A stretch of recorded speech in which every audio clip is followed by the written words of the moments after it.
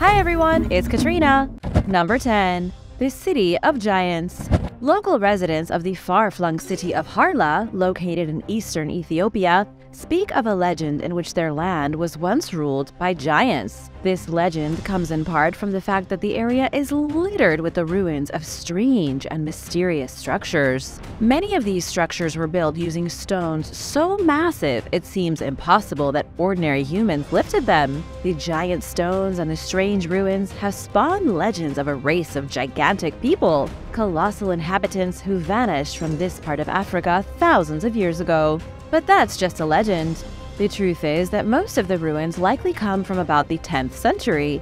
Archaeologists recently unearthed the broken fragments of a lost settlement from 1,100 years ago. Experts from the University of Exeter found the ruins of a cosmopolitan hub and its accompanying cemetery. In the cemetery, they found evidence of about 300 Islamic burials. It appears this place was, in the 10th century, a multicultural hub of activity. Researchers found artifacts from as far away as the Maldives and China, and even a coin from Egypt. Even if giants never truly lived in Ethiopia, there was still a thriving culture out in the desert near Harla, one that has been gone a very long time. Number 9. The Black City of the Khans. The Black City of the Khans, formerly known as Karakoto, was once a mighty capital of a long-dead civilization. It was the Tangut people who founded Karakoto in 1032. The city, which can be found in the inner Mongolian region of China, quickly became a thriving trading hub. It was the capital of the Western Xia dynasty up until Genghis Khan showed up. When he besieged the fortified city in 1227, he captured it with ease. But instead of burning the city to the ground like the Mongols were known to do, Genghis Khan used it as his own city. From 1271 to 1368, the Black City grew to 3 times its original size. Under the rule of the Mongols, the city at the edge of China thrived in relative peace and harmony. But as you know, not everything lasts. The Ming dynasty drove the Mongolian armies out of China, and the armies of the Yuan dynasty. Many Mongolian troops settled in Karakoto, and it became something like a final bastion for the descendants of the Mongol hordes. The city was supposedly taken shortly after, with Karabat being the final Mongolian general to defend the place. But the armies of China prevailed. They breached the walls of the Black City and slaughtered everyone inside. Then they simply left it, not even wanting to keep it as a functioning city. It was lost to history and only found by modern archaeologists in the past century. And now for number 8. But first, I want to give a big shout out to Simon Rainbow and Ophelia Blaze. Thanks so much for watching and supporting Origins Explained. We wouldn't be here without you guys, so thank you. If you are new here, be sure to subscribe and join the family. Number 8. Stabiae.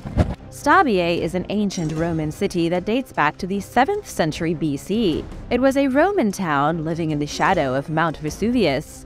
Along with its sister cities, Pompeii and Herculaneum, Stabiae was engulfed in lava when the volcano erupted in 79 AD. And while Pompeii is the more famous name, Stabiae suffered just as much devastation. It was here where Pliny the Elder died as the volcano erupted, and black smoke blocked out the sun. The city was completely buried in ash and volcanic rock. It wouldn't be found for about 1,700 years, being stumbled upon by locals in the 18th century. But it wasn't until the 1950s that anyone bothered to excavate Stabiae, and here's what makes it even more interesting than Pompeii, to some. Archaeologists found not just proof of Roman civilization, but of the Oscan civilization too. The Oscan was a powerful Italian tribe that prospered in the area around Mount Vesuvius for about 400 years before the Roman Republic absorbed them. Researchers were shocked to find a necropolis built by the Oscan with over 300 tombs inside. Even though this ancient city is practically unknown to the world, it's one of the most important archaeological sites in Italy. Have you ever been? Let me know in the comments. Number 7. Germa. Germa is the ruined capital of the Garamantes kingdom, a powerful civilization that lived in the Sahara Desert 3,000 years ago. The Garamantes were first mentioned in historical texts around 500 BC as living in the Libyan desert, but scientists believe they were there long before that. Greek historian Herodotus described them as living in the wild and being surrounded by beasts, and frequently being at war with the Ethiopians. The Garamantes soon became a major power in North Africa, mainly prospering thanks to the slave trade. The Garamantes would capture tribes who were smaller and weaker than them, then turn their people into slaves.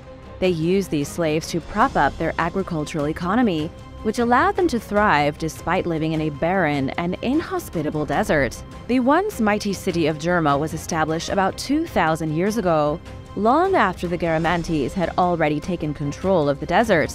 It had workshops, temples, about 4,000 inhabitants, and about 6,000 people living in nearby villages. The city also controlled the trading routes moving deeper into Africa, which helped make them rich. As you might have guessed, the Romans didn't like having such powerful neighbors to the south. Around 203 AD, Emperor Septimius Severus launched a campaign to bring the Sahara under his control. The city of Germa was occupied, its people destroyed, and shortly after abandoned and left to ruin. The whole place was lost in the desert. These days, it looks like somebody tried to build a city out of sand, but it all melted away in the rain. Number 6. Ancient Tongwan Chang. In the 3rd century BC, a tribal confederation of nomads emerged in the Eurasian steppe. This was the Xiongnu culture, and they quickly established themselves as a state to be reckoned with at the edge of the border of Han China. They were on the other side of the Great Wall of China. It was a serious barricade to get over if the Xiongnu had any intention of going to war with their neighbors. By 407 AD, the Xiongnu had become extremely rich and their population had grown immensely. They soon branched out and thus was born the Kingdom of Xia. This new capital was in the middle of the Ordos region, a massive city built using nothing but sand, clay, and powdered rice. The new ruler, Helian Bobo, commissioned over 100,000 workers to build the city, which became something straight out of a fairy tale. This place was huge, shining bright white from the sand and powdered rice. Ancient historical records say there were about 70,000 people living inside these solid walls, known as Tongwan Chang. This city lasted less than 2 decades. It took 6 years to build and was one of the most beautiful places in Asia, with unique architecture, and then it was destroyed. In 426, the Northern Wei burned the whole thing to the ground, starting the end of the Xiongnu. See, that's why you can't have nice things. The city did survive but was severely damaged. Plus, climate change caused their water sources to dwindle. There was a mass decline in the population and a slow but steady abandonment of the city. Tongwan Chang was besieged again in 786 and a second time in 1206. After the 15th century, the city seems to have fallen into obscurity. There are no other mentions of it in the Chinese history books, and today it looks like an oversized termite mound. Number 5. The Sanctuary of Apollo. The destroyed Sanctuary of Claros is practically soaked in ancient Greek mythology. The site was supposedly built by the sons of Codrus, legendary king of Athens, over 3,000 years ago. Archaeological evidence has shown the city was active starting around the 10th century BC, and for hundreds of years after. There are ruins of altars and temples dedicated to a whole pantheon of gods. Archaeologists have revealed ruined statues of Artemis and Leto, but Claros was most closely associated with Apollo, god of the sun. The sanctuary had a massive Doric temple built to honor Apollo in the 3rd century BC. There was even a sacred cave nearby, where cult worshippers performed unknown rituals. Pliny the Elder once wrote of the cave, saying the pool was used by local oracles to help in their visions of the future. Oracles would drink the water, which supposedly gave them powers, but dramatically shortened their lives. Number 4. Sunken Pampanga. A very old town in the Philippines recently revealed itself because of a local drought. Nobody had seen old Pampanga town in Nueva Ecija since the 1970s. The ancient city, built about 300 years ago, was submerged on purpose when a dam was built. But in 2020, An unprecedented lack of rainfall and an intense heat wave caused the levels in the reservoir to drop. For the first time since it was submerged, the lost city's ruins finally poked their stone roofs over the water's surface. Residents of Old Pantabangan were not happy when the government came to them in the 1970s with word that a dam was being built. To allow construction to begin on what remains one of the biggest dams in Southeast Asia, the old town had to be sacrificed. Many people were relocated, and thanks to the dam, the province became the biggest producer of rice in the Philippines. 300 years of history was poured down the drain, no pun intended. But it looks like all that work might have been for nothing, because if the drought continues, the reservoir will never be full again. Maybe in 40 years, people will move back into the sunken town, even if it is a soggy mess of stones at the bottom of a dry reservoir. Number 3. Capital of the Dacians. The Dacians were a subgroup of the Thracians, a very similar culture that lived near the Carpathian Mountains and west of the Black Sea. They dominated much of Romania prior to the Dacian Wars of 101 to 106 AD.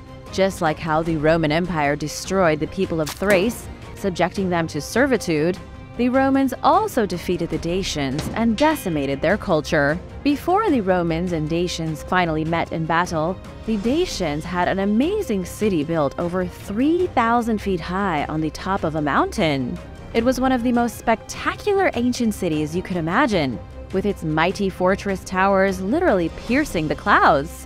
The city's name is a little tough to swallow, Sarmisegetusa Regia. It had at least 6 major citadels and was the main defensive stronghold and final outpost against the Romans. But as we already know, there was no mountain stronghold that could stop the force of the Roman military.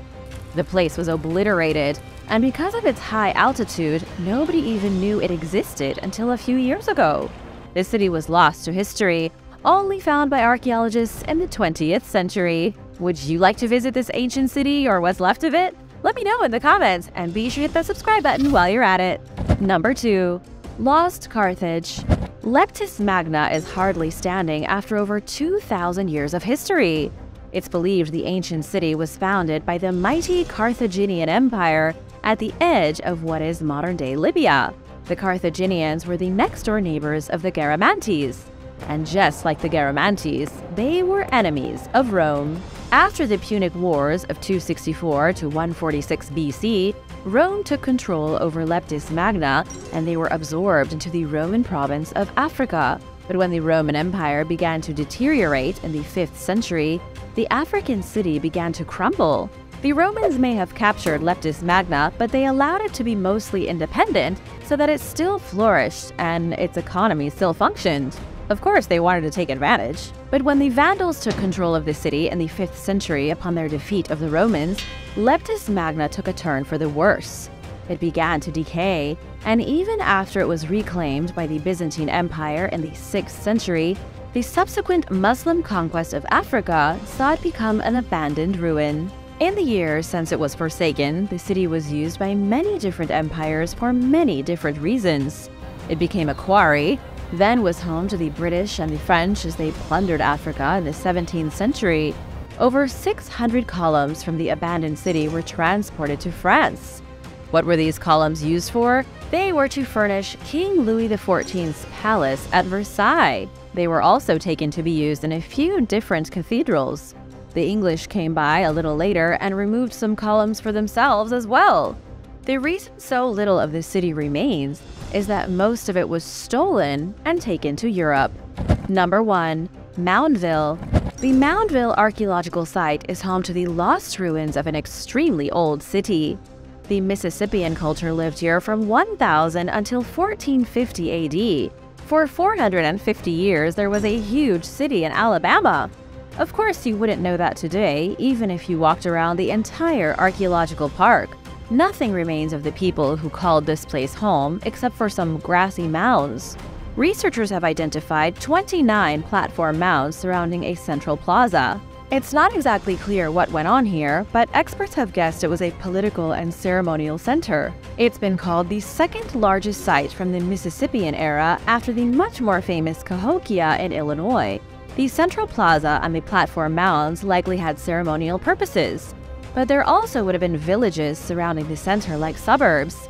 Thousands of people lived in close-knit communities up until the place was totally abandoned for unknown reasons about 600 years ago.